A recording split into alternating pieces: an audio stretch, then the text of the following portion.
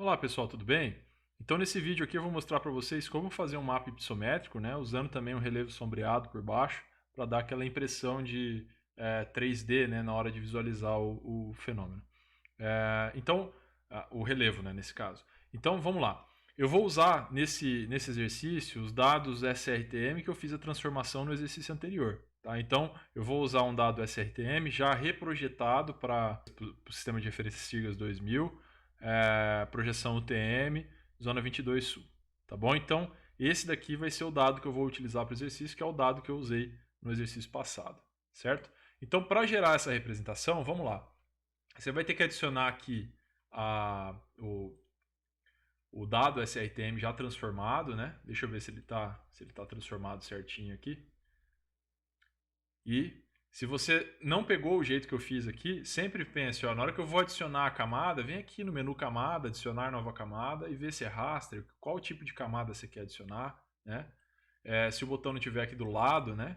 Não se apegue a botão, né? Botão pode mudar a característica, né? Enfim, mas a sequência, né, do raciocínio eu vou adicionar alguma camada, eu vou adicionar um layer aqui ao SIG, né? Então o que eu posso fazer? Onde que pode estar isso aí, né? Então qualquer SIG você vai operar, tá bom? Vamos lá, então eu já estou com a camada aqui pronta. Ó. Como é que eu posso gerar, né, a representação hipossométrica aqui, que vai mostrar para mim a variação da altitude nesse terreno? Para fazer isso, você pode usar tanto aqui como eu vou usar aqui agora para variar um pouco, né, o menu aqui em cima. Eu estou trabalhando com a camada raster, né? Então, para fazer essa análise do terreno, né, tem aqui ó, um item análise. Né? Vem aqui, dá uma olhada. Tem várias coisas interessantes aqui que a gente pode fazer, tá bom? Mas nesse caso eu quero gerar um relevo sombreado, né, que vai estar por baixo da minha representação para dar um efeito tridimensional, né? Ele vai perguntar para mim aqui, ó, qual que é a camada que vai servir de entrada para a gente gerar esse relevo sombreado, né?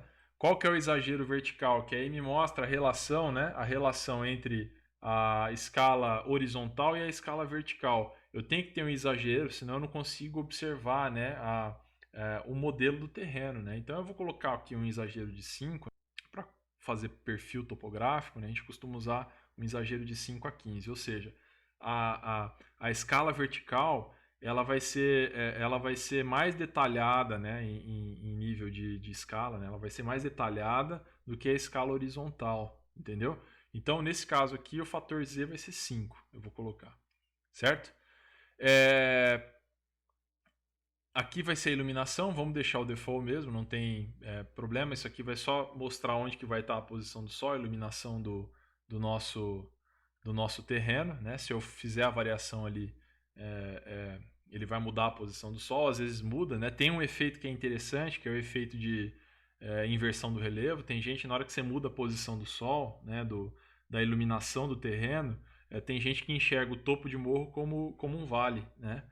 Tem até exemplos, eu posso mostrar para vocês depois. Mas e aí, nesse caso, você tem que fazer a mudança da posição do Sol para a pessoa conseguir enxergar o topo de morro como topo de morro e o vale como um vale mesmo, tá bom? É, a gente só quer gerar o sombreamento normal, não vai ter nada muito esquisito. Ó, eu vou gerar aqui, executo, é bem simples mesmo. Olha só, ele mostra para mim o modelo do terreno, olha só. E aí, para eu gerar a representação hipossométrica, ó, eu só vou jogar aqui por cima, tá? Vou jogar aqui por cima esse mapa, mas está do mesmo jeito. Vamos fazer as operações aqui agora. Você está vendo que o sombreamento está aqui por baixo, né? Que mostra como é que é o relevo. Vem aqui em propriedades. Primeira coisa que a gente vai fazer em transparência, vamos adicionar transparência aqui. Eu vou adicionar, sei lá, 50% de transparência. E aí depois eu venho aqui em simbologia. Em simbologia eu vou mudar as classes agora, né? Eu quero mudar a classe. Eu quero falar, ó, de tanto até tanto altitude, pinte de tal cor ali no mapa, né? Pinte o pixel de tal cor ali no mapa. Ó, de tanto até tanto, pinte o pixel ali no mapa de tal cor. Tá? Então essa é a ideia dessa classificação aqui, né? Então vem aqui, ó, banda simples falsa cor, e aí eu vou usar o método discreto aqui, tá? Então aqui sempre observa que os valores, né? E ó, valores menores iguais a 529,6 metros, né? Valores de pixel aqui que são correspondentes às altitudes, né? Altitude média naquela área. É, valores menores do que esse aqui vão ficar em vermelho. Valores menores do que esse aqui, ó, menores do que esse até esse outro aqui, né? Aqui tem um erro, né, na verdade. De novo, o QGIS ele fez aqui, ó, ele uniu essas duas classes aqui. Não pode ser, ó, né, 529.6 numa classe, 529.6 na outra classe, né? Eu teria que aumentar um número aqui ou diminuir um aqui, enfim. Mas eu vou deixar assim no default, tá? Sabendo que tem problema, mas vocês podem modificar. E a modificação desses intervalos de classe acontecem aqui, certo? Conceitos básicos aí em estatística, né? Então, se eu aplicar, você vai ver ali no fundo, ó, já mudou aqui. Olha só como é que ficou. Opa, mas não tá certo, né? Essas cores aqui não estão legais, né? Mas dá para ver já que tem o rio, né? Aquela parte mais baixa, né? Do rio. Deixa eu mudar aqui as cores, né? Que vocês podem ver que dá para a gente mudar as cores. Botão direito, propriedades. A gente pode vir aqui, ó, em vez de usar essas cores, a gente possa inverter o gradiente de cores. Que aí já dá outra impressão aqui. Eu posso vir aqui, ó, criar uma nova grade de cores. Aí eu tenho várias opções aqui. Eu vou nesse catálogo, que eu sei de uma que vai ficar legal, que eu acho legal, né? Eu vou nesse catálogo e ele vai aparecer aqui para mim, ó. Eu vou aqui em topografia e eu vou pegar esse elevation aqui, tá? Vocês podem explorar aqui para ver o que tem de bacana aí. Eu vou dar um aplicar aqui atrás, olha o que acontece, ó.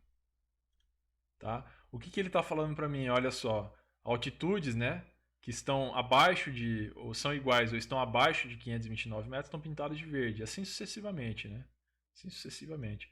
Então a gente consegue ver aqui, ó, o terreno, né, com, é claro, né, com o meu relevo sombreado no fundo, eu consigo ver o terreno. Por exemplo, eu quero saber a altitude exatamente nesse pixel aqui. Quero saber a altitude nesse pixel aqui. É só eu vir aqui, ó, na informação, aqui em cima, clicar em cima. Olha só, ele está me dando a altitude aqui, ó, 865 metros. E aqui, tem que estar nessa classe aqui, ó, de 746 até 855. Qual que é o valor? Bateu, ó. Tá vendo? Aqui, ó, você pode testar aí para a imagem toda. 529 aqui, menor que 529 aqui, certo? Aqui em cima, maior que 529. Então, a gente tem essa possibilidade. Eu posso exagerar mais ali, enfim. Isso tudo vai da sua intenção de como você vai representar esse relevo aqui, tá? Mas aqui estão as cores, né? E preste atenção sempre aqui nessa classificação, para a gente não ter erro na representação. Beleza? Então, esse vídeo era isso, bastante simples para a gente ver.